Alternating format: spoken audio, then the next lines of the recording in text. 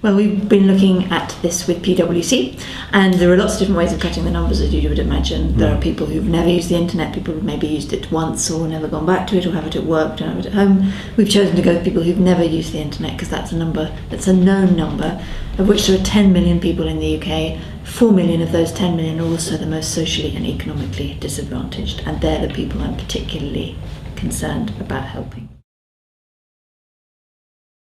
39% are over 65, 38% are unemployed, and 19% are families with children.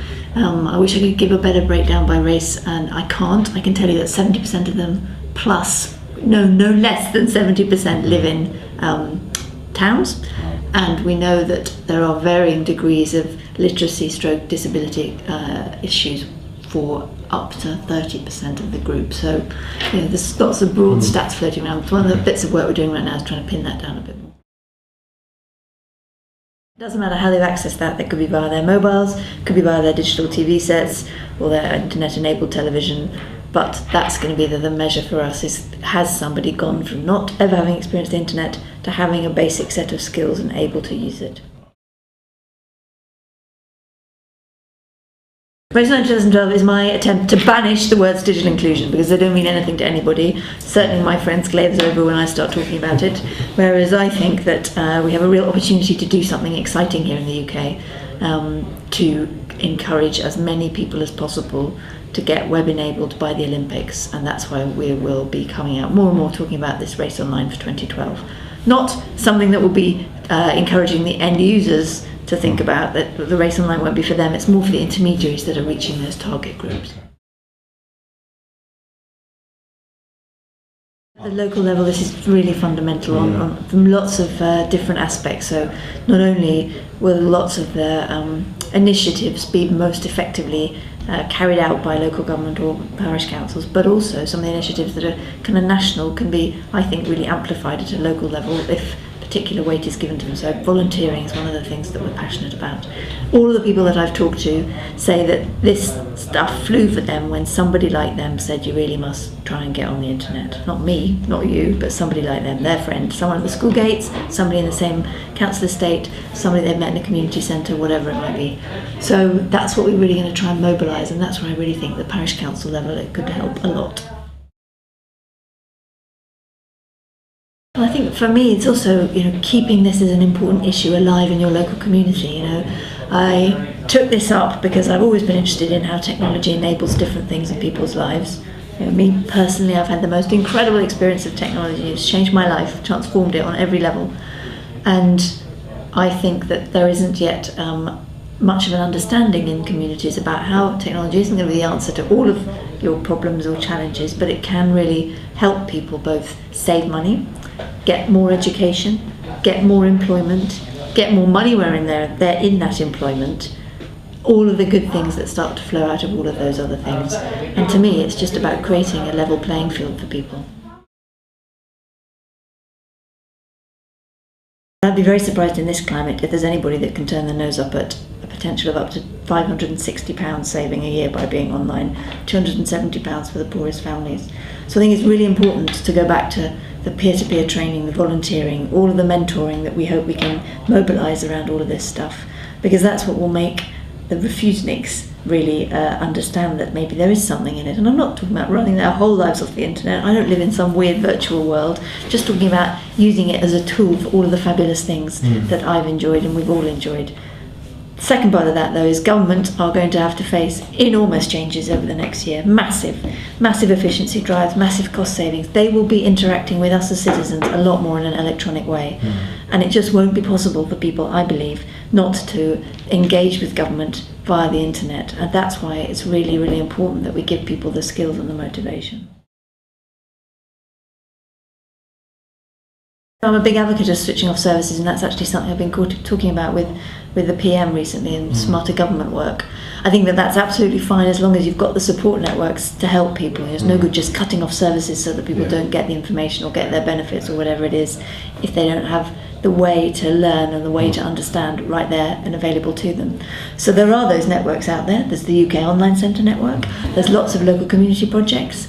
There's Home Access programme that the government launched for the poorest families who don't have have access to computers. So there are lots of different building blocks, and I agree with you. I think that a big bold move around switching off services except electronically would be an enormous and important catalyst. But I would say to anybody in a small business or a big business, really think about what you're trying to achieve from this stuff. To me, the great power of social media, no great shakes, is it's a start of a conversation. You know, it's not something you have to control. It's something you have to kind of let go.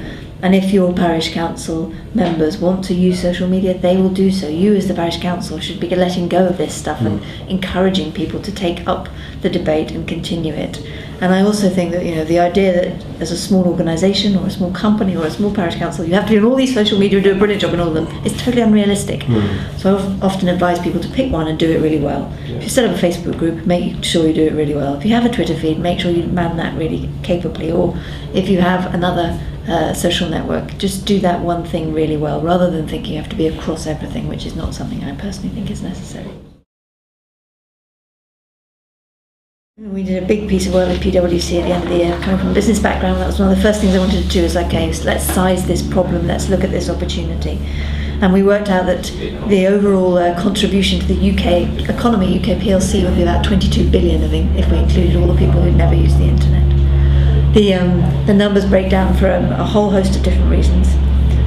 People are more likely to get better qualifications at school if they know how to use the internet, and then they're more likely to go on into a job in which they'll be paid more money. And we made some very conservative assumptions, taking that 10 million and saying, okay, if only 5% of them got a better education, and then only 5% of them got into a better piece of work, and then only 5% of them got an uplift that we know exists in their salary, what does that extrapolate out and look into? So there's benefits to the UK as a whole, there's the benefits, as we talked about, to the individual, and importantly, and something I've become increasingly obsessed by, is again back to this backdrop of efficiency that the whole world is going to need to think about over the next year. We worked out that if those 10 million people were doing one of their interactions with government a month that is currently either paper, phone, or face-to-face electronically, just one, then the government could save 900 million a year. So a big chunky number.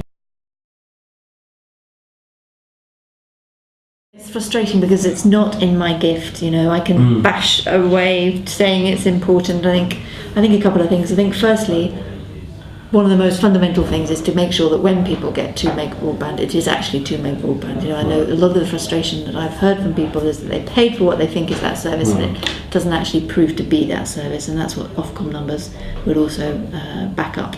So that's the first point. The second thing I think is, you know, there have got to be some imaginative ways of covering the not spots that no commercial company is going to cover, because there is no commercial reason for doing so. Now, you could argue that that's a government intervention, possibly. You could argue that that could be some of the more innovative solutions that people are coming together to think about. So in Cumbria, local residents are creating their own mesh, their own kind of cloud, so that they can cover up the not spot and create a big juicy area of broadband coverage themselves. So, you know, there's different ways of doing it, and I'm not the expert, and I'm actually undecided about what I think the right thing to do is, but I think in my role, what I can hope to continue to do is just keep badgering away that this is really important. Then when I'm talking to the commercial sector, keep badgering away. When I'm talking to government, keep badgering away. But I also don't want to get bogged down in just broadband issues. It would not be appropriate. It's not what I was asked to do, and it might kill me, frankly.